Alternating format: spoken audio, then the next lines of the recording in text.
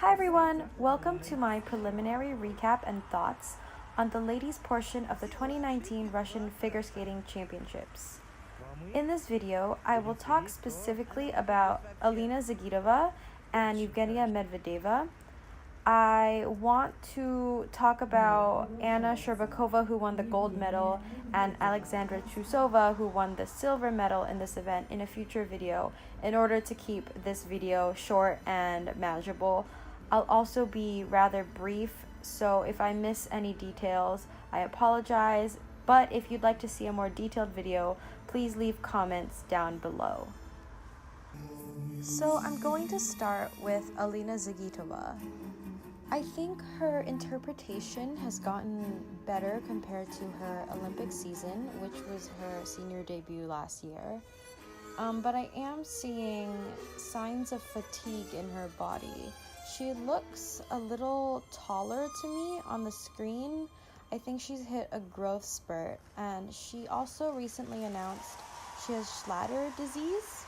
I'm not sure if I'm saying that right, but it's an inflammation of the knee joint, and the only way to recover from this is not to put herself through extreme physical exertion, which is clearly not happening right now. So I think she's really working through the pain. Her her short program went well. She ended up with first place after her short program. But I guess for the free skate, it seems she had a bit of an off day. She fell on her triple lutz and the double axel right after the triple lutz. I don't really know what happened with her lutz landing and also her axel landing, I guess, because it seemed like the rotation was there, like it wasn't cheated, but she kind of just slipped and fell. Same with the axel, really not sure what happened there. To me, it also looks like she kind of fell out of this Bielman, like it wasn't as graceful as a dismount or letting go of her skate as she usually does. She also didn't do her usual Let's Loop combination that she's known for. She opted out of the loop after landing the Lutz, and this caused her to place 12th in the free skate, and she ended with 5th overall.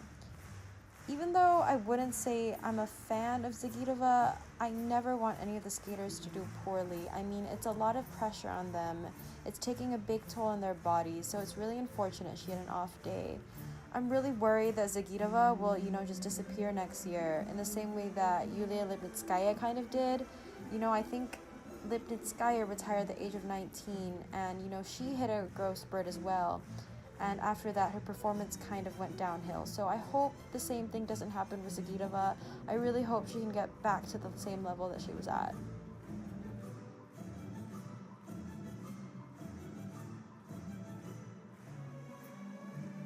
So let's move on to Evgenia Medvedeva. So, as you all probably know, after placing second at the Olympics behind Zagitova, Xenia made a coaching change and she's now training with Brian Orser in Canada. I think it's been an interesting season for her with lots of people watching. I really feel for her that she didn't make the Grand Prix finals earlier this year. I was really hoping she would excel at the Russian Championships. She looked quite solid in practice, but unfortunately, I guess that didn't translate to competition as much as she would have liked. She had a bit of a shaky landing on her triple flip in the short program, so she ended up singling the toe loop in the triple flip, triple toe combo.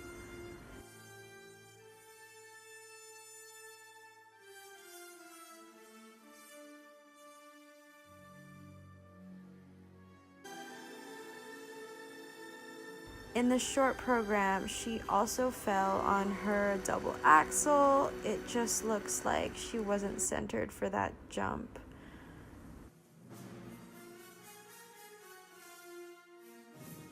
I believe she's also recovering from injury. She has back problems, so she's not really doing the layback spin. Instead, she's doing other spin variations. What really warms my heart after watching her short program was that the crowd still loves her. the crowd is still giving her lots of support. There's lots of cheering. So I'm really glad that they're still supporting her despite her performance.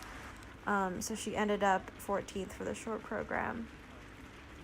In the free skate, I think there was a lot of improvement. She looked more solid.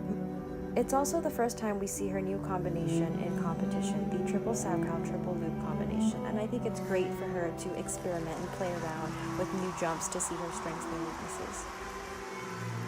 She did fall on the double axel triple toe combination, but overall I felt this was a much better performance from Xenia.